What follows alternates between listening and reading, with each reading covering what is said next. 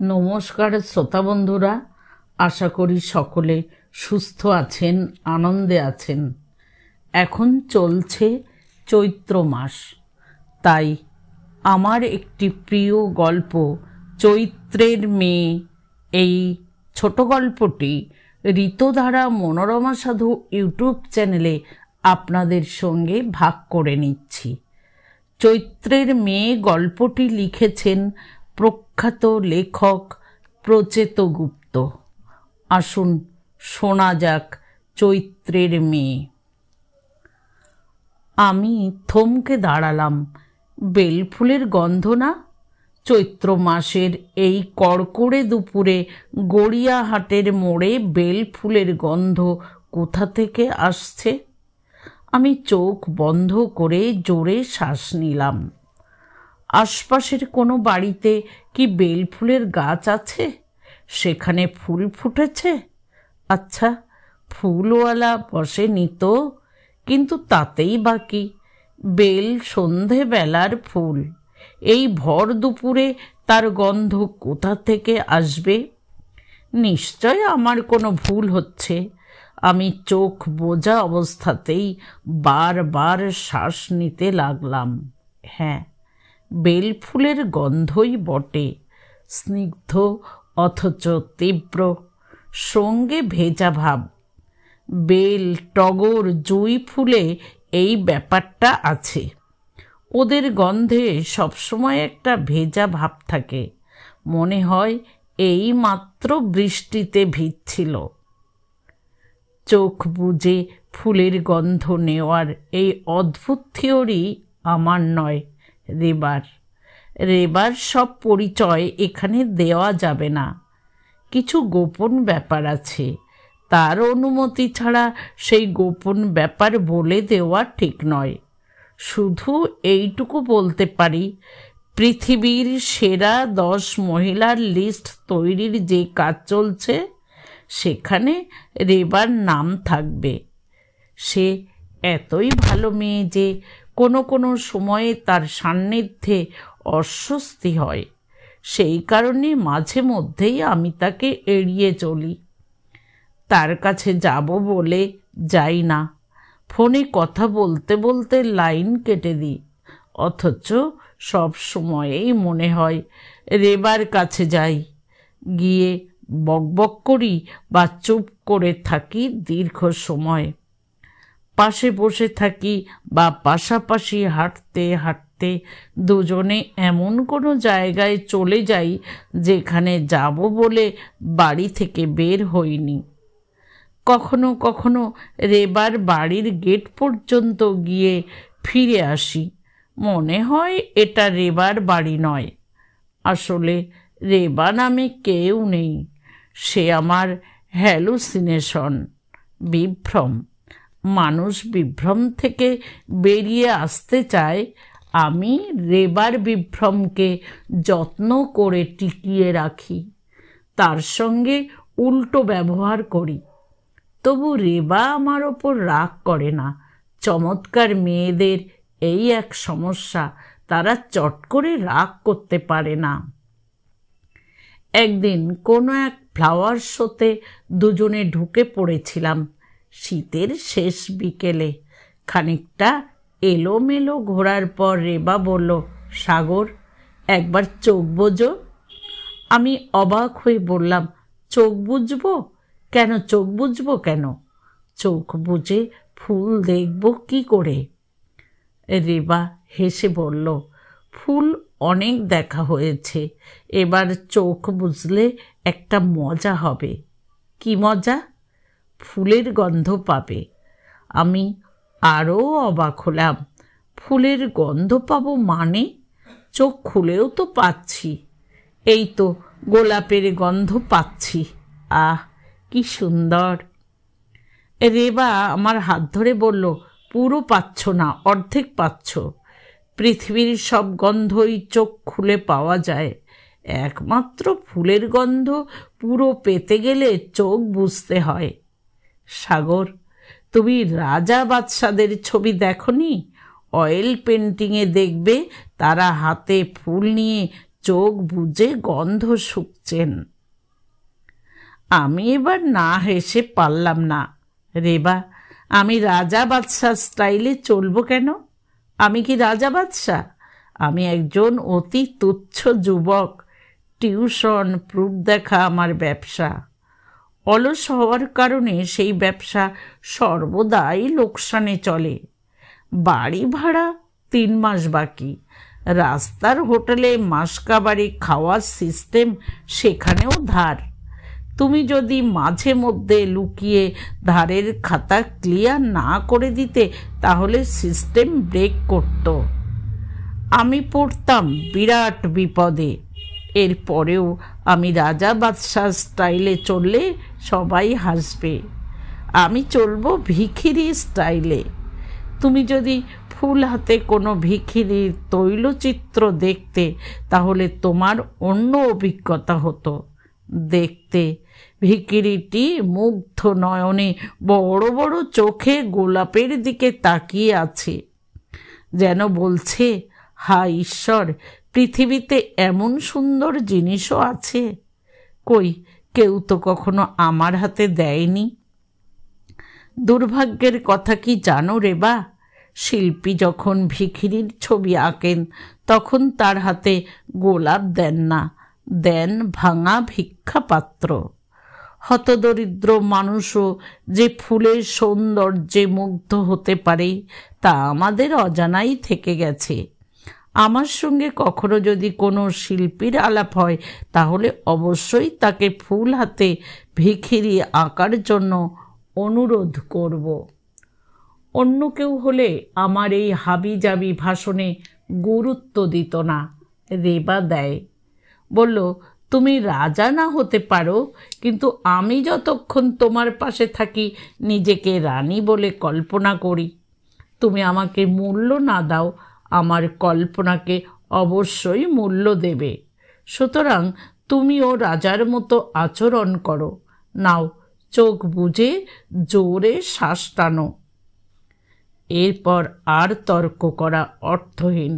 আমি রাজা রানী খেলায় অংশ নিই, চোখ বুজে শ্বাস টানি এবং আশ্চর্যজনকভাবে ফুলেদের গন্ধে আমার বুক ভরে যায়। সেই শুরু। তারপর থেকে সময় সুযোগ হলেই ফুলের কাছে চোখ বুজি।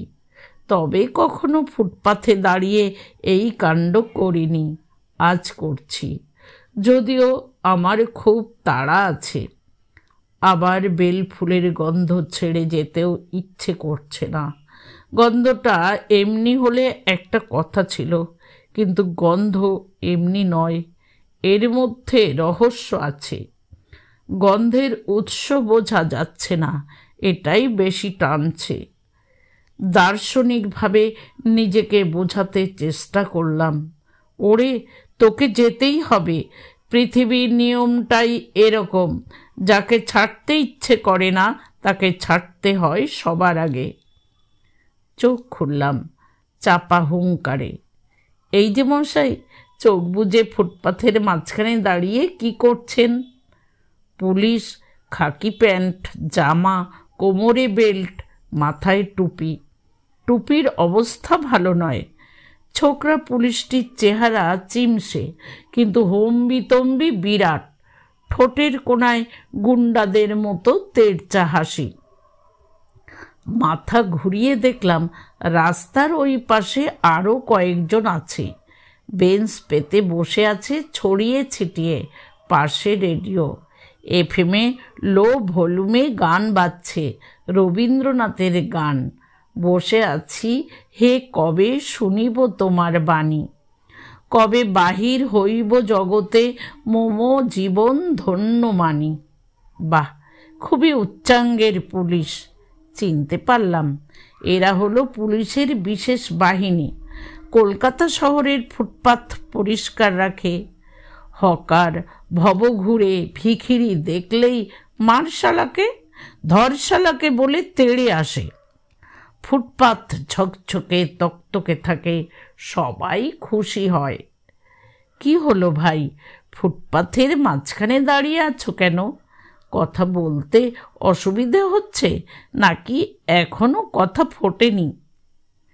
পুলিশ চিবিয়ে চিবিয়ে বলল, আমি একটু নড়ে চড়ে উঠলাম। ছোকরা আমাকে ফালতু হিসেবে স্পট করে ফেলেছে। এফিশিয়েন্ট পুলিশের এটাই গুণ, চট করে দামি আর ফালতু চিনে ফেলে। আজ আমি যে খুব খারাপ পোশাক পরে আছি এমন নয়, মঞ্জু বৌদির নির্দেশ মতো বরং একটু সেজে গুজেই আছি। জিন্সের ওপর পাঞ্জাবি, কাঁধের ব্যাগটা তো অতি সুন্দর, নীল কাপড়ের ওপর নীল রঙের ফেব্রিকের কাজ শুরু করেছিল রেবা। শেষ হওয়ার আগেই বললাম, এবার দিয়ে যাও। রেবা বলল, শেষ করব না? আমি গম্ভীরভাবে বললাম, না, করবে না।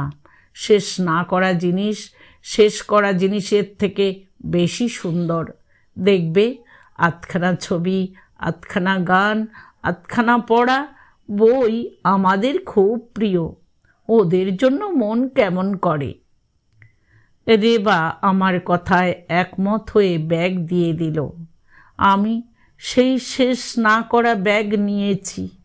সব মিলিয়ে চেহারায় একটা ভদ্র যুবক ভাব আসার কথা, এখন বুঝতে পারছি আসেনি। শাক দিয়ে যেমন মাছ ঢাকা যায় না, তেমন জামা কাপড় দিয়ে আমাকে ঢাকা যায়নি। পুলিশের চোখকে ফাঁকি দেওয়া অত সোজা? আমি যে ভদ্রলোক নই, আমি যে একজন হাবিজাবি, সেটা ওরা ধরে ফেলেছে। এই ছেলের ফিউচার খুবই ব্রাইট মনে হচ্ছে, চাকরিতে অনেক দূর উঠবে। আমার যদি খুব ভুল না হয় তাহলে এই খুব দ্রুত তুই তোকারি শুরু করবে। এবার পুলিশের হাতে ধরা লাঠিটার দিকে নজর পড়ল। বেটে লাঠি, চকচকে নয়, বরং খেস্টে মার্কা। সরকার অত বোকা নয়, ভিখিরি ভবঘুরেদের জন্য চকচকে লাঠি সাপ্লাই করে টাকার অপচয় করবে না। লাঠির ডগা সামান্য উঁচু হয়ে আমার দিকে চেয়ে আছে, একটু একটু নড়ছে। পুলিশটাই নাড়াচ্ছে, নাকি লাঠি নিজেই নড়ছে? হতে পারে, নিজেও নড়তে পারে। আশ্চর্যের কিছু নয়, আমার ছোট মামা ছিলেন পুলিশের অন্ধভক্ত। সবার দুর্নাম শুনতেন, পুলিশের দুর্নাম শুনতেন না। পথে পুলিশ দেখলে 52 বছর বয়সেও শিশুর মতো মুগ্ধ নয়নে তাকিয়ে থাকতেন। একবার এক গোলমালে ঢুকে পুলিশের কেরামতি দেখছিলেন, চোখ মুখ গর্বে উজ্জ্বল হয়ে উঠছিল। পুলিশ এগিয়ে এসে দিল পিটিয়ে, তারপর ঘাড় ধরে তুলল ভ্যানে। ছোট মামা তাদের বারবার বোঝানোর চেষ্টা করেন, আমি আপনাদের দলে, আমি আপনাদের দলে। কে শোনে কার কথা? আরও গোটা কত ঘা পড়ল পিঠে। যাক, সে অন্য গল্প। সেই ছোট মামাই বলেছিল পুলিশ সব পারে। কুকুরের মতো এটাও হয়তো পুলিশের ট্রেনিং প্রাপ্ত লাঠি। ফালতু পার্টি দেখলে কুকুর যেমন হাউ হাউ করে, কামড় দেওয়ার ভয় দেখায়, লাঠিও তেমনি করছে, নড়ে চড়ে ভয় দেখাচ্ছে, বলছে তেন্ডাই মেন্ডাই করলেই পিটানি হবে। পুলিশকে জিজ্ঞেস করলে কেমন হয়? না, থাক, এখন এসব কিছু করা ঠিক হবে না। এমনিতেই মনে হচ্ছে ঝামেলায় জড়িয়ে পড়ছি। ঝামেলায় জড়িয়ে পড়ার সময় নেই, ঝামেলা থেকে বেরোতে হবে। পুলিশ এবার কয়েক পা এগিয়ে এসে জোর ধমক দিল, যা ভেবেছিলাম তাই, তুই তোকারি শুরু করেছে। কিরে, কথা কানে যাচ্ছে না? হারামজাদা, ফুটপাথে কি করছিস? বেঞ্চে বসা কে যেন বলে উঠল, অত কথার কি আছে, পাছায় দুটো ব্যাটন লাগা, বলে দেবে। রবীন্দ্রনাথের গান কি শেষ হয়েছে? শুনতে পাচ্ছি না। খামোকা গালমন্দ করছে কেন? আমি যদি সত্যি ভিখিরি বা ভবঘুরে হই তাহলেই বা গাল দেবে? আমি নিজেকে সামলানোর চেষ্টা করলাম। মাথা ঠান্ডা রাখতে হবে। এই লোক ঝামেলায় ফেলতে চাইছে, ঝামেলা থেকে বেরোতে হবে। আমার খুব তাড়া। আমি যাচ্ছি শ্যামলদার বাড়ি। শ্যামলদার কাছে যাচ্ছি না, যাচ্ছি মঞ্জু বৌদির কাছে। মঞ্জু বৌদি আমাকে ডেকেছে। একটু পরেই আমাকে নিয়ে জরুরি একটা কাজে বেরোবে। আমার কাছে অবশ্য জরুরি কাজ নয়, আমার কাছে বিরাট সুযোগ। এরকম সুযোগ জীবনে আগে কখনো আসেনি, ভবিষ্যতে আসবে বলে মনেও হয় না। দেরি করলে সুযোগ হাতছাড়া হয়ে যেতে পারে। আমি পুলিশ ছোকরার দিকে তাকিয়ে হাসলাম। অনেক সময় হাসিতে কাজ দেয়। কিছু করছিলাম না। কিছু করছিলি না মানে? নিজের চোখে দেখলাম ফুটপাথের মাঝখানে চোখ বুজে দাঁড়িয়ে আছিস, এখন বলছিস কিছু করছিলাম না। নিশ্চয় রাতে এখানে এসে শোবার প্ল্যান করেছিস। চোখ বুজে জায়গার হিসেব করছিলি, দলবল নিয়ে আসবি, ঠিক কিনা? মঞ্জু বৌদি আমাকে যে কাজে নিয়ে যাচ্ছে সেখানে যাওয়ার কোনো যোগ্যতা আমার নেই। এই কাজে যেতে হলে কিছু না কিছু হতে হয়, বড় মেজো সেজো কোনো একটা কিছু। আমার মতো নাথিংকে নিয়ে যাওয়া যায় না, প্রেস্টিজের ব্যাপার হয়ে যায়, কাজ পণ্ড হয়ে যেতে পারে। মঞ্জু বৌদি সে কথা জানে না এমন নয়, খুব ভালো করেই জানে, তবু নিয়ে যাচ্ছে। কারণ আজ সকালে শ্যামলদার সঙ্গে তার তুমুল ঝগড়া হয়েছে, পরপর 3টে কাপ ভেঙেছে। কিছুদিন হলো মঞ্জু বৌদি রেগে গেলে কাপ ভাঙা শুরু করেছে। এর জন্য হাতিবাগানের ফুটপাত থেকে ডজন দরে সস্তার কাপ কিনেছে। ঝগড়ার সময় মঞ্জু বৌদি হাত বাড়িয়ে দেয়। বাড়ির কাজের লোক রতনের মা কাপ এনে হাতে তুলে দেয়। ভুল করে দামি কাপ দিলে মঞ্জু বৌদি শান্ত গলায় বলে, এটা কি দিলে রতনের মা? এটার জোড়া কত জানো? তাছাড়া তোমার দাদাবাবু অফিস থেকে ফিরে এই কাপে চা খায়, তুমি জানো না?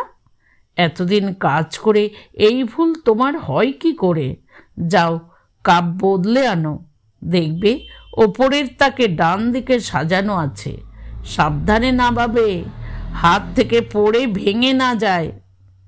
সংসারে কাপ বিপর্যয় শুরু হওয়ার পর আমাকে একদিন শ্যামলদা ফোন করলেন। কাঁদো কাঁদো গলায় বললেন, সাগর, তোমার মঞ্জু বৌদির মাথা খারাপ হয়ে গেছে। সে তো আগে থেকেই ছিল, রসিকতা নয়, সে এখন রেগে গেলে কাপ ভাঙে। এর জন্য ডজন দরে কাপ কিনে এনেছে। বলছে এবার ফ্যাক্টরিতে যাবে, আরও সস্তায় পাবে, তখন লট ধরে কিনবে। 100 কাপ একসঙ্গে নিলে দাম কম পড়বে, সংসারের সাশ্রয় হবে। রান্নাঘরে তাকে কাপ সাজিয়ে রাখে, চায়ের কাপ, দুধের কাপ, ভাঙার কাপ। ফোন হাতে আমি লাফিয়ে উঠলাম, এটা তো দারুণ ঘটনা। ভাঙার জন্য কেনার কথা আগে কখনো শুনেছেন শ্যামলদা? মঞ্জু বৌদি ক্রয় বিক্রয়ের অর্থনীতিতে নতুন দিশা দেখাচ্ছে। হয়তো দেখবেন আমেরিকার কোনো বিশ্ববিদ্যালয় এ বিষয়ে তত্ত্ব আবিষ্কার করে বসবে। কেইন্স মডেল, সেন্স মডেলের মতো সেই তত্ত্বের নাম হবে মঞ্জু মডেল। আপনি অবশ্যই মঞ্জু বৌদিকে বলবেন পরবর্তী পর্যায়ে কাপ কেনার সময় আমাকে যেন সঙ্গে নেয়। পরে বলতে পারবো আমি মঞ্জু মডেলের একজন সহযোদ্ধা। শ্যামলদা আমার কথায় উৎসাহ পেলেন বলে মনে হলো না। ফোর্স ধরনের আওয়াজ করে দীর্ঘশ্বাস ফেললেন। সাগর, আরও আছে। আরও আছে? কীরকম? তোমার মঞ্জু বৌদি কটা কাপ ভাঙবে সেটা নির্ভর করে তার রাগ কতটা তার ওপর। বেশি রাগ হলে 6টা 8টা পর্যন্ত ভাঙছে। আমি হই হই করে উঠলাম, এ তো আরও মারাত্মক ব্যাপার শ্যামলদা। তাহলে এতদিন পরে মানুষের রাগ মাপার ইউনিট চলে এলো। 1 কাপ রাগ, 2 কাপ রাগ, 3 কাপ রাগ। ওহ, আমি ভাবতেও পারছি না মঞ্জু বৌদি কি কাণ্ড করেছে। রাগ যখন মাপা যাচ্ছে তখন নিশ্চয় একদিন ভালোবাসা, দুঃখ, মান, অভিমান সব মাপা যাবে। হুররে, চিন্তা করবেন না শ্যামলদা, আমি আজই আপনাদের বাড়ি যাচ্ছি। শ্যামলদা একটু চুপ করে রইলেন, তারপর দাঁত কিড়মিড় করে বললেন, হ্যাঁ, আমি চিন্তা করছি, শুধু আজ নয়। তুমি আর কোনো দিনই আমাদের বাড়িতে আসবে না, ফাজিল ছেলে কোথাকার। শ্যামলদা ফোন কেটে দেওয়ার পর আমি বোঝার চেষ্টা করলাম এই মুহূর্তে তার রাগের পরিমাণ কত, 1 কাপ না 2 কাপ। আজ সকালে কাপ ভাঙা পর্ব শেষ করে মঞ্জু বৌদি আমাকে ফোন করলো, গলা রাগে গনগন করছে। এই সাগর, আজ বিকেলে তোর কাজ কি? অনেক কাজ। আলস্য, বেকারত্বের এটাই মূল সিমটম। সবসময় মনে হয় অনেক কাজ। আমি কাঠ বেকারকে দেখেছি সারাদিন বসে কাজের লিস্ট বানাচ্ছে। মঞ্জু বৌদি বলল, সব কাজ বাদ দে, আজ তুই আমার সঙ্গে মেয়ে দেখতে যাবি। আমি খাটের ওপর বাবু হয়ে বসেছিলাম, তাড়াতাড়ি খাট আঁকড়ে ধরলাম। কি বলছো মঞ্জু বৌদি? মেয়ে দেখতে যাব মানে? কার মেয়ে? কিসের মেয়ে? আমার পিস্তুত ভাই বল্টুর বিয়ে দেব ঠিক করেছি, তার জন্য মেয়ে দেখতে যাব। তুই আমার সঙ্গে যাবি, ভদ্র সভ্য পোশাক পরে এখানে চলে আসবি, গাড়ি নিয়ে বেরিয়ে যাব। আমার বুকের ভেতরটা উত্তেজনায় ধুকফুক করে উঠল। মেয়ে দেখা বিষয়টা বইতে পড়েছি, মুখে শুনেছি, সিনেমাতেও দেখেছি, হাতে কলমে অভিজ্ঞতা হয়নি। খুব লোভ ছিল, যত দিন যাচ্ছে লোভ বাড়ছে। আমার বিশ্বাস এই ব্যবস্থা মুখ দিয়ে রস গড়িয়ে পড়ে। পাত্রী সেজেগুজে এসে মাথা নামিয়ে বসে, কাপে ঠকঠকিয়ে। রাজভোগে রস ঠিক আছে তো? হোমরা চোমরারা আর চোখে মেয়ের দিকে তাকায় আর জিভ বের করে গড়িয়ে পড়া রস চাটে। এই ঘটনার আয়ু আর বেশি দিন নয়। সভ্যতা খুবই কঠিন চিজ। সে যেমন খারাপ জিনিস সাপ্লাই করতে জানে, তেমন খারাপ জিনিস নিষ্ঠুরভাবে বাতিল করতে পারে। মেয়ে দেখা একদিন ইতিহাস বইতে ছবি হয়ে যাবে। ছবির নিচে লেখা থাকবে, একটি লুপ্ত হওয়া প্রাচীন ব্যবস্থা। শিক্ষিত, অশিক্ষিত, প্রাচীনপন্থী, আধুনিক, সর্বপ্রকার মানুষ এই ব্যবস্থায় গর্বের সহিত অংশ নিতেন। অনুষ্ঠান চলিবার কালে পাত্রপক্ষের লোকজনকে জলযোগ হিসেবে রাজভোগ এবং সিঙাড়া দেবার নিয়ম ছিল বাধ্যতামূলক। মফস্বলে লুচি, আলুর দমেরও প্রচলন ছিল। মেয়ে যাহাতে পাত্রী হিসাবে নির্বাচিত হয়, তাহার জন্য মেয়ের আত্মীয় স্বজন মেয়ের হাতের রান্না, মেয়ের হাতের সেলাই সম্পর্কিত বহুবিধ মিথ্যা কথা বলিত, মিথ্যা তথ্য প্রমাণ দাখিল করিত। পাত্রপক্ষ বুঝিতে পারিলেও আপত্তি করিত না, মনোযোগ সহকারে সেগুলি দেখিত এবং প্রশংসা করিত। প্রথা ছিল ছেলে পক্ষের সামনে মেয়ের পিতাকে হাত কসলাইতে এবং গদগদ মুখে হাসিতে হইবে। ভঙ্গি এমন রাখিতে হইবে যাহাতে মনে হয় তিনি খুবই বড় কোনো অন্যায় করিয়াছেন, এবার ছেলে পক্ষের কাছ হইতে ক্ষমা প্রার্থনা করিতেছেন। অবলুপ্ত হওয়ার আগে আমাকে এই ঘটনার সাক্ষী হতেই হবে। আমার মামাতো ভাইয়ের জন্য মেয়ে দেখতে যাওয়া হয়েছিল। আমি পুলিশ ভক্ত ছোট মামাকে বললাম, আমিও যাব। ছোট মামা দাঁত মুখ খিচিয়ে ধমক দিল, খেপেছিস? তুই কি যাবি? তোর কি পরিচয়? বলবি পাত্রের দাদা। পাত্রের দাদা কি করে বলবো? ভ্যাগাবন্ড, বেকার। তারপর আর ওরা মেয়েকে এ বাড়িতে বিয়ে দেবে ভেবেছিস? জেনে রাখবি সাগর, মেয়ের বাবা মা মেয়ের ওপর গালমন্দ, লাথি ঝাঁটা সব সহ্য করতে পারে, কিন্তু বেকার সহ্য করতে পারে না। টিমে বেকার দেখলেই আঁতকে পিছিয়ে যায়। অতএব তুমি বাদ। তখনই বুঝছিলাম মেয়ে দেখা কাণ্ডে হাজির থাকতে হলে কিছু না কিছু হতে হবে। আমি কিছু হতে পারিনি, তবু মঞ্জু বৌদি এতদিন পরে আমাকে এই সুযোগ দিচ্ছে, তাকে ধন্যবাদ। আসলে কথা ছিল শ্যামলদা আজ হাফ ছুটি নিয়ে আসবে, তারপর দুজনে মিলে সেজে গুজে পাত্রী দেখতে যাবে। ঝগড়ার কারণে প্ল্যান ভেস্তে গেছে। ভয়ে ভয়ে বললাম, তুমি ভেবে চিনতে বলছো তো মঞ্জু বৌদি? আমার পরিচয় কি দেবে? আমি তো একজন বেকার ছেলে। বেকার ছেলেকে নিয়ে পাত্রী দেখা কি উচিত হবে? ওরা বিগড়ে যাবে না তো? মঞ্জু বৌদি আরও রাগী গলায় বলল, আলবাত ভেবে চিনতে বলছি। আমার বেকার মানুষই ভালো। তোর শ্যামলদা কি মনে করে সে অফিসার বলে আমার মাথা কিনে নিয়েছে? আমার ওপর অফিসারগিরি ফলায়? এত বড় সাহস তার! আমাকে বলছে তোমার ওই হামদোপিস্তুত ভাইয়ের জন্য রোজ রোজ অফিস কামাই করব না। সাহস কত! বল্টু হামদো?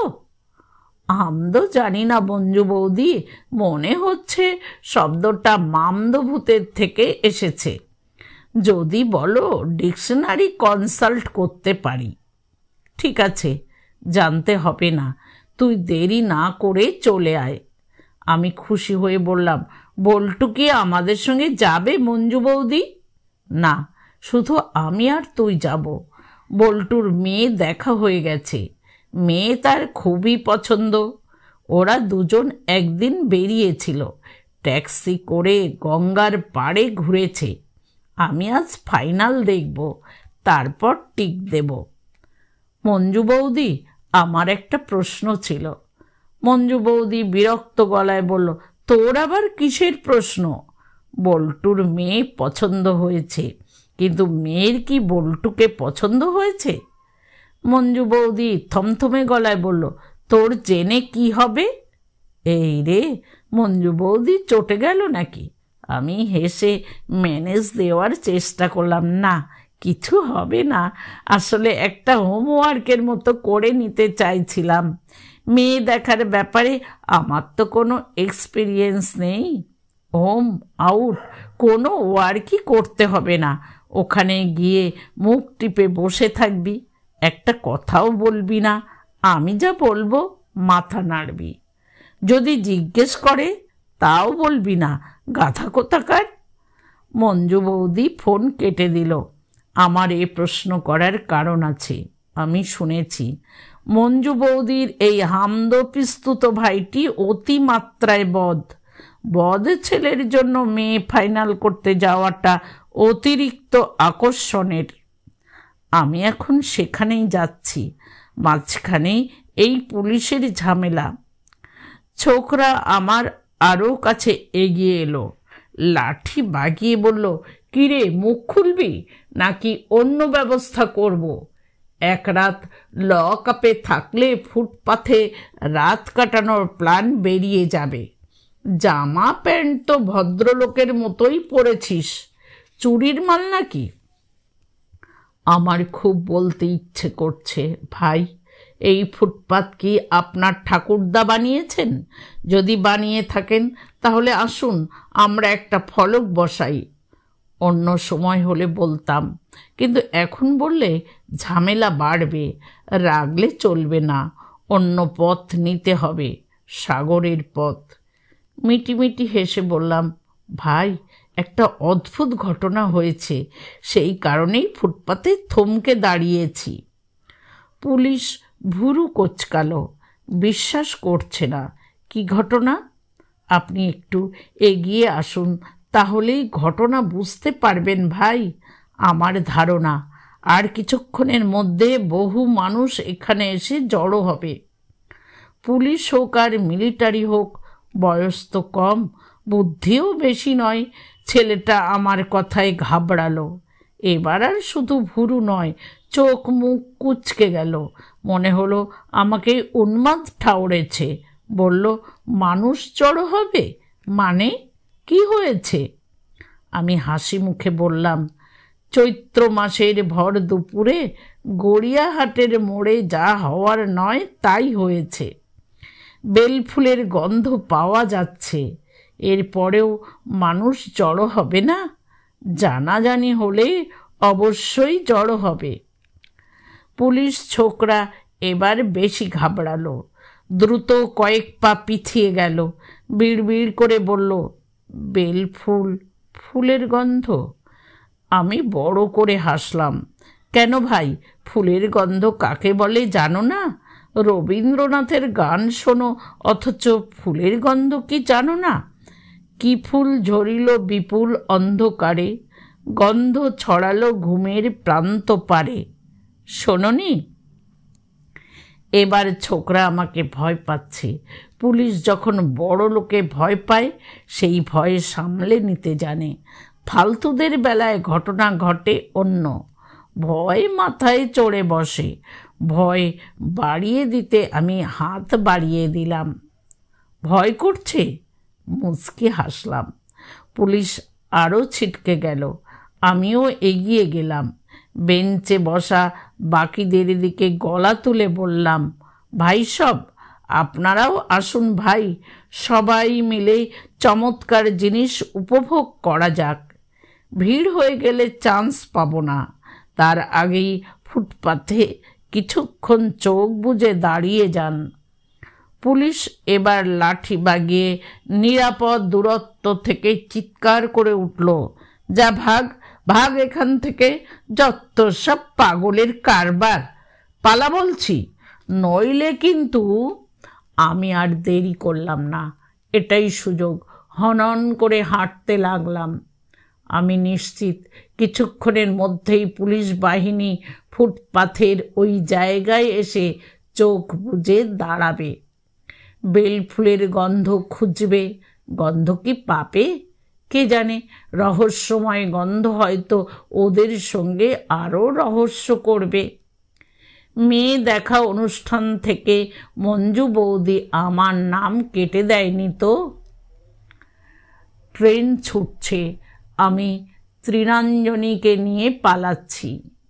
এই মেয়ের সঙ্গে আমার দুদিন আগে দেখা হয়েছে মঞ্জু বৌদির মেয়ে দেখা অনুষ্ঠানে। একেই আমরা বল্টুর বউ করার জন্য ফাইনাল দেখতে গিয়েছিলাম। মঞ্জু বৌদি টিক মেরেছে। তৃণাঞ্জনী বসেছে জানলার পাশে। জানলার ওপাশে চৈত্রের হলুদ রোদ। সেই রোদ পড়ছে খেতে, মাঠে, সরে সরে যাওয়া গ্রামের ওপর। আমাদের ছুটে যাওয়া রেলপথের পাশে কোথা থেকে জানি হঠাৎ একটা লাল মাটির পথ এসে হাজির হয়েছে। অতি সামান্য হলেও সে এখন আমাদের সঙ্গে পাল্লা দিয়ে ছুটছে। তৃণাঞ্জনী মুগ্ধ চোখে তাকিয়ে আছে। তার গায়ে হলুদ আলো এসে পড়েছে। সে যেন চৈত্রের মেয়ে। মায়ার আলো মেখে আমার পাশে বসে আছে। মানুষের যখন একই সঙ্গে মন ভালো ও মন খারাপ হয়, তখন তাকে ঘিরে এই মায়া তৈরি হয়। বাবা মা, বাড়ি, চেনা শহর ছেড়ে চলে যেতে হচ্ছে বলে তার মন খারাপ। আবার উল্টো দিক থেকে ডাক আসছে, এসো, চলে এসো, আর কত দেরি, আর কত দূর। এই ডাক শোনার জন্য একটা মেয়ে অপেক্ষা করে থাকে সারা জীবন। এই ডাকের জন্য চিঠি, টেলিফোন লাগে না। এই ডাক মনের মধ্যে বাজে, তাই মন খারাপের সঙ্গে মন ভালো লাগে। হিসেব মতো আমার প্রতি তৃণাঞ্জনের খুশি থাকবার কথা, কিন্তু তা সে নেই। ট্রেনে উঠবার আগে পর্যন্ত এরকম ছিল, তারপর থেকে বিরক্ত হয়ে আছে, কথা বলছে না, আমার দিকে ফিরেও তাকাচ্ছে না। তৃণাঞ্জনী, তোমার কি ভয় করছে? তৃণাঞ্জনী আমার দিকে না তাকিয়ে মাথা নাড়ল। তৃণাঞ্জনী, কোনো চিন্তা করো না। তৃণাঞ্জনী এবারও আমার দিকে তাকালো না, নিচু গলায় বলল, আমি চিন্তা করছি না, সব ঠিক হয়ে যাবে। তৃণাঞ্জনী মুহূর্তের জন্য ঠোঁট কামড়ে বলল, সব ঠিক না হলেও আমার আর কিছু এসে যায় না। 25 বছরের একটি তরুণী যখন বলে সব ঠিক না হলেও তার কিছু এসে যায় না, তখন তাকে বাড়াবাড়ি ধরনের সুন্দর লাগে, তার মুখ দেখতে ইচ্ছে করে। আমি নরম গলায় বললাম, আমার দিকে তাকাতে কি তোমার কোনো অসুবিধে আছে তৃণাঞ্জনী? মেয়েটা এবার মুখ ফেরালো এবং কঠিন গলায় বলল, হ্যাঁ আছে। আমি অবাক হয়ে বলি, তুমি কি আমার ওপর রাগ করছো? হ্যাঁ করছি। বকবক করে আপনি আমাকে বিরক্ত করছেন কেন? এতবার নাম ধরে ডাকছেনই বা কী জন্য? আমি বোকার মতো হেসে বললাম, তোমার নামটা চমৎকার, তাই বারবার বলতে ইচ্ছে করছে। আমার নাম চমৎকার হোক খারাপ হোক আপনি ডাকবেন না। অপমানের কথা আমি গায়ে মাখলাম না, ভেতরে ভেতরে উত্তেজনা বোধ করছি। ইতিহাসে আমার নাম উঠতে চলেছে এই কারণে উত্তেজনা। ইতিহাসে নাম থেকে যাওয়ার কাছে মান অপমান তুচ্ছ বিষয়, মেয়ে দেখার ইতিহাসে লেখা হবে। এই কুপ্রথাটি অবলুপ্তির পিছনে যেমন বহু জ্ঞানীগুণী মনীষীর অবদান রহিয়াছে, তেমন এক বেকার অলস যুবকের ভূমিকার কথাও জানা গিয়াছে। ভবিষ্যৎ গবেষণার স্বার্থে সেই ঘটনা উল্লেখ করা প্রয়োজন। এক চৈত্রের বৈকালে সেই যুবক একটি মেয়ে দেখার অনুষ্ঠানে যোগ দিতে যায়। নিয়ম মানিয়া সেখানে সে সিঙাড়া এবং রাজভোগ ভক্ষণ করে, কিন্তু 2 দিন পর সেই অনুষ্ঠানকে ফুৎকারে অস্বীকার করিয়া মেয়েটিকে লইয়া পলায়ন করে। কোথায় এবং কেন পলাইয়া যায় তাহা অবশ্য জানা যায় না। আজও সেই গবেষণা চলিতেছে। যুবকটির নাম? গবেষণার দরকার নেই, আমি বলছি। আমি আর তৃণাঞ্জনী পালাচ্ছি শান্তিনিকেতনে। আমার কাজ হবে তৃণাঞ্জনীকে তার প্রেমিকের হাতে তুলে দেওয়া। তৃণাঞ্জনীর প্রেমিকের নামও তার মতোই ভালো, নীলার্ফ। নীলার্ফ মাত্র কয়েক মাস হলো বিশ্বভারতীর কলাভবন থেকে গাদাখানেক নম্বর পেয়ে পাশ করেছে। তৃণাঞ্জনীর বিশ্বাস এই ছেলে একদিন খুব বড় শিল্পী হবে। এ কথা সত্যি না মিথ্যে জানি না, মনে হয় না সত্যি। সব মেয়েরাই ভাবে তার প্রেমিক একদিন খুব বড় হবে, এতে মাথা ঘামাতে নেই। যাই হোক, কথা ছিল নীলার্ফ কলকাতায় এসে তৃণাঞ্জনীকে নিয়ে শান্তিনিকেতনে চলে যাবে, সেখানে বিয়ে করবে, বাসা ভাড়া করে থাকবে। ফাইনাল মেয়ে দেখার 2 দিনের মধ্যে ঘটনা ঘটবে। সেই মতো সব ব্যবস্থাও সে করেছিল, কিন্তু 2 দিন আগে কোপাই নদীর ধারে গাছের ডালে বসে ছবি আঁকতে গিয়ে ছেলেটির ডাল ভেঙে পড়ে গেছে, তার পা ভেঙেছে, এখন বিছানায়। আমি অবাক হয়ে তৃণাঞ্জনীকে জিজ্ঞেস করেছিলাম, গাছের ডালে বসে ছবি আঁকার কারণ কি? তৃণাঞ্জনী গম্ভীর গলায় বলে, মনে হয় বাদরদের স্কেচ করছিল। মেয়ে দেখার দিন মঞ্জু বৌদির কথা আমি পুরো রাখতে পারিনি। মঞ্জু বৌদি বলেছিল, কোনো কথা বলবি না, একেবারে স্পিকটি নট থাকবি। আমি প্রথমটায় তাই ছিলাম, স্পিকটি নট। মঞ্জু বৌদি আমার নামে বানিয়ে বানিয়ে অনেক কিছু বলল। আমি নাকি কম্পিউটার নিয়ে লেখাপড়া করতে খুব শিগগিরই হামবুর্গ চলে যাচ্ছি। আমি মুখ খুলিনি, শুধু মিটি মিটি হেসেছি। কিন্তু শেষ পর্যন্ত আর পারলাম না। একটা বাড়িতে গিয়ে রাজভোগ গিলছি, কিন্তু কোনো কাজে লাগছি না, তা কি করে হয়? লজ্জা করে না? আর মেয়ে দেখা অনুষ্ঠানে দেখলাম কাজ একটাই, মেয়েকে প্রশ্ন করে বিপদে ফেলা। আমি ভাবলাম, সুযোগ যখন পেয়েছি আমিও বিপদে ফেলি। রাজভোগ খাওয়া শেষ করে ঘর ভর্তি লোকের সামনে ফস করে প্রশ্ন করে বসলাম, ত্রিনাঞ্জনী, তোমাকে ছেলের পছন্দ হয়েছে বলে শুনেছি। তোমার কি ছেলেকে পছন্দ হয়েছে, আমাদের বল্টুকে? চোখের নিমেষে দেখি মেয়ের মুখ ফ্যাকাশে। সে মাথা নামিয়ে নিল। সবাই নড়ে চড়ে বসল। মঞ্জু বৌদি জোরে চিমটি কাটল আমার পায়ে। তারপর এক গাল মিথ্যে হেসে চোখ ঘুরিয়ে বলল, ও মা, ও ছেলে মানুষ, ও ভালো মন্দর কি বোঝে? সাগর, তুই না একটা পাগল। যা বাবা, আজ দেখছি সবাই আমাকে পাগল ভাবছে। গড়িয়াহাটের পুলিশ পাগল ভেবেছে, মঞ্জু বৌদি পাগল ভাবল, মেয়ের বাড়ির লোকজনও নিশ্চয় পাগল ভাববে। আজ আমার পাগল ডে। আমি চান্স নিলাম। পাগল টাইপ লাজুক হেসে বললাম, ত্রিনাঞ্জনী, চা খাবো। ত্রিনাঞ্জনীর মা না মাসি গদগদ গলায় বললেন, যাও মা, ওনার জন্য চা নিয়ে এসো। যা আশা করেছিলাম তাই হলো।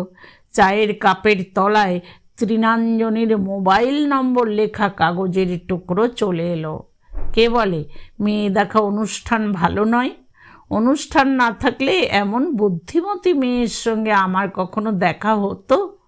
বল্টুর মতো বদ গাধার সঙ্গে এই বুদ্ধিমতী সারা জীবন থাকবে কেমন করে? অসম্ভব। রাতে ফোন করতে ত্রিনাঞ্জনী মোবাইলেই হাউ হাউ করে কেঁদে ফেলল। অসম্ভব, আমি কিছুতেই পারবো না। আপনার ওই ভাইটি খুব খারাপ। সেদিন ট্যাক্সিতে জোর করে। ছি ছি। আমি বললাম, ট্যাক্সি থামাও, আমি নেমে যাব। আমি নরম গলায় বললাম, বল্টুর কথা বাদ দাও, ও একটা বদ। তুমি যে ছেলেটিকে বিয়ে করবে ভেবে রেখেছ, তার নাম কি? ত্রিনাঞ্জনী চমকে উঠল। আপনি কি করে বুঝলেন? আমি সহজ গলায় বললাম, তোমার কান্না শুনে। প্রেমে পড়া মানুষের কান্না অন্য রকম। একটা ফোঁপানি, একটু গ্যাপ, আবার দুটো ফোঁপানি, ফের একটা ফোঁপানি। জটিল ব্যাপার। যাক সব। এখন বলো, নিজের পছন্দের কথা বাড়িতে বলার সাহস হয়নি কেন? ত্রিনাঞ্জনী ফোঁপাতে ফোঁপাতে বলল, বলেছি, রাজি হয়নি। নীলার ছবি আঁকে শুনে বাবা বলেছে ভিক্ষে করে খেতে হবে। ওই ছেলের সঙ্গে বিয়ে দেওয়াও যা, মেয়ের মাথায় ক্যানভাসের বাড়ি মেরে খুন করাও তাই। শিল্পী বলে ক্যানভাসের কথা বলেছে, গায়ক হলে হারমোনিয়াম বা তানপুরার কথা বলতো। তারপর জোর করে বিয়ের জন্য কাগজে বিজ্ঞাপন দিয়েছে। নীলার জানে না? জানে বই কি। কথা ছিল আজও আসবে। ফাইনাল কথার আগে আমরা পালিয়ে যাব, বিয়ে করব। কিন্তু আজ সকালে ও পা ভেঙে ফেলেছে। আমি হাই তুলে বললাম, সমস্যা কি? তুমি একা পালাও। আর পারবো না, আমাকে নজরে রেখে দিয়েছে। মা বলছে বিয়ে ফাইনাল, এখন সাবধানে চলতে হবে। যখনই বাড়ি থেকে বেরোবি সঙ্গে কাউকে নিবি। কথা শেষ করে মেয়েটা আবার ডুকরে উঠল। আমি আবার হাই তুললাম। এই হাই লম্বা হলো। তোমার ওই শিল্পী থাকে কোথায়? শান্তিনিকেতন। ঠিক আছে, কাল দুপুরের ট্রেনে আমি তোমাকে নিয়ে পালাবো, রেডি থাকবে। শিল্পীকে বলে রাখবে সে যেন ফোনে ফোনে সব ব্যবস্থা করে রাখে। কাল সন্ধেবেলায় রেজিস্ট্রি করে বিয়ে, রাতে পুলিশ গেলে যেন কিছু করতে না পারে। এখন ফোন রাখছি, আমার ঘুম পাচ্ছে। তোমাকে একটা রহস্য বলছি, উত্তর খুঁজবে। উত্তর পেলেও আমাকে বলতে হবে না, নিজের কাছে রাখবে। ত্রিনাঞ্জনী অবাক গলায় বলল, কি রহস্য? ফুল নেই, তবু গন্ধ। ঘুমোতে যাওয়ার সময় বড় লজ্জা করলো। আজও এমন ঘটে। কাগজে কাতর বিজ্ঞাপন বের হয়, ফর্সা সুন্দরী মেয়ের জন্য পাত্র চাই। আজও মেয়ে দেখার জন্য রাজভোগ সিঙাড়ার ব্যবস্থা হয়। আজও কালো কুশ্রী মেয়েকে সুন্দর দেখাতে কোণে দেখা আলোর জন্য হাপিত্তেশ করে বসে থাকে বাবা মা। কাউকে বুঝতে দিইনি, এমনকি মঞ্জু বৌদিকেও নয়। দুপুরে শটান তৃণাঞ্জনীর বাড়িতে গিয়ে হাজির হলাম। মেয়ের মাকে বললাম, ছেলে নতুন গাড়ি কিনেছে, মেয়েকে চড়াতে চায়, বড় রাস্তায় অপেক্ষা করছে। লজ্জায় এ বাড়িতে আসতে পারছে না, আমাকে পাঠালো। আপনি যদি অনুমতি দেন তাহলে মেয়েকে ঘণ্টাখানেকের জন্য ছেলে গাড়ি চড়াতে নিয়ে যেতে চায়। তৃণাঞ্জনীর মা আনন্দে কি করবেন বুঝতে পারলেন না। গাড়ির কথা শুনে কেমন একটা আলুথালু হয়ে গেলেন মহিলা। আমি গলা নামিয়ে বললাম, আমি বলি কি এটা অ্যালাউ করবেন না। গাড়ি টাড়ি চড়া বিয়ের পরই ভালো। এখন গাড়ি চড়াচ্ছে, কাল সোনার হার কিনে দেবে, পরশু নতুন ফ্ল্যাট পছন্দ করতে বলবে। বিয়ের আগে এত খরচা ভালো নয়। আপনি মেয়েকে ছাড়বেন না। মেয়ের মা 10 মিনিটের মধ্যে মেয়েকে রেডি করে দিল। আমি ড্রয়িং রুমে বসে পা নাড়ালাম। এখানেই গতকাল পবিত্র মেয়ে দেখা অনুষ্ঠান হয়েছিল। ট্রেন বোলপুর পৌঁছতে আর বেশি দেরি নেই। তৃণাঞ্জনী কেন যে আমার ওপর রেগে আছে, থাকুক, যত খুশি রেগে থাকুক। আমি ঠিক করেছি আজ রাতে বিয়ে হয়ে গেলে ওর বরকে আমি অনুরোধ করব সে যেন আমাকে একটা ছবি এঁকে দেয়, অয়েল পেন্টিং। ছবির বিষয় অতি সহজ, ফুল হাতে এক ভিখিরি। ভিখিরি মুগ্ধ চোখে ফুলের দিকে চেয়ে থাকবে। ছবিটা আমি রেবাকে উপহার দেব, ভালোবাসার মানুষকে ভালোবাসার উপহার। তৃণাঞ্জনী কেন আমার উপর রেগে আছে বুঝলাম রাতে, ম্যারেজ রেজিস্টার কাগজপত্র বুঝিয়ে চলে যাওয়ার পর। নীলার ফের ভাড়া করা বাসার বারান্দায় 3 জন বসে আছি। পা ভাঙা জামাই চমৎকার হয়েছে। সমস্যা একটাই, ছেলের এখনো রোজগার পাতি নেই। প্ল্যান করেছে ছবি এঁকে চালাবে। বেচারির যে কি দুর্দশা হবে আমি বুঝতে পারছি।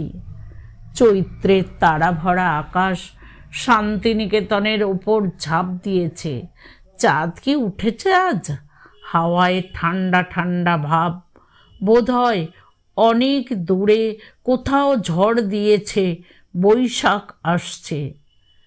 তৃণাঞ্জনী নিচু গলায় বলল, একটা দিন কি আমাদের সঙ্গে থেকে যাওয়া যায় না সাগরদা? একটা দিন? আমি হেসে বললাম, না, আজই রাতের গাড়ি ধরব। কাল কলকাতায় আমার কাজ আছে। মেয়ে পাচারের দায়ে পুলিশ আমাকে খুঁজছে না। তৃণাঞ্জনী আমার হাত ধরে কাঁদতে কাঁদতে বলল, আপনি যাবেন না, দোহাই আপনাকে। আমি হাত সরিয়ে ঠোঁটে আঙুল দিলাম। ফিস ফিস করে বললাম, এই সবাই চোখ বোঝো। নীলার বলল, কেন সাগরদা, চোখ বুঝবো কেন? বোঝোই না, একটা দারুণ মজা হবে। আমরা চোখ বুঝেছি। বেলফুলের গন্ধে চারপাশ ম ম করে উঠেছে।